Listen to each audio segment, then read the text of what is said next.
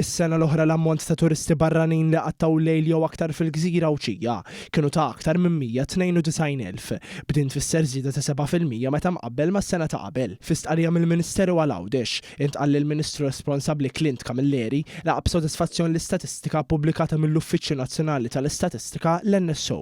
Id-distribuzzjoni tat-turisti barranin matul l-istaġuni kien wieħed bilanċjat ferm, hekk kif fis-sajf ospita 37%, ir-rebbija ospitat 27%, il-ħarifa ospitat 26% u x-xitwa ospitat 10% mit-total ta' turisti li żaru s-sena l-oħra. Filwaqt li n-numri fis-sajf jibqgħu l-ogħla, kien ix-xahar ta' Ottubru li rreġistra l-akbar ammont ta' viżitaturi barranin, filwaqt li Diċembru rreġistra l-akbar rata ta' żieda. Hawnhekk ħareġ kif f'kull staġun is-sena l-oħra kien hemm żieda meta mqabbel mas-sena ta' qabel. Fl-istess waqt fejn għandha x'taqsam akkomodazzjoni kollettiva, l-andament skont l-aħħar statistika uffiċjali li tinkludi turiżmu li ġej mis-suq barrani u domestiku juri żieda ta' 22% fuq is-sena ta' qabel. B'kull xahar jirreġistra żidiet relattivi.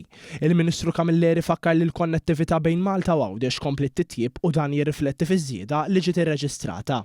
Ser inkomplu ovvjament naħdmu sabiex nibqgħu impoġġu lil Għawdex fuq il-mappa turistika mhux biss tas-suq domestiku iżda wkoll tas-suq internazzjonali fejn Għawdex ikun l-għażla mhux biss tas-sajf, mhux biss tax-xemx u l-baħar iżda l-għażla tul is-sena kollha. Il-Ministru Camilleri temm jgħid li minkejja dan nifhmu li din l-attività li għaddejja ġib l-isfidi wkoll u dan il-Gvern jibqa' kommess li jmira l-aktar konnettività b'saħħitha. Kien għalhekk li fl-aħħar ġimgħat tħabbru żewġ vapuri ġodda li ser ikunu qed joperaw fl-2029.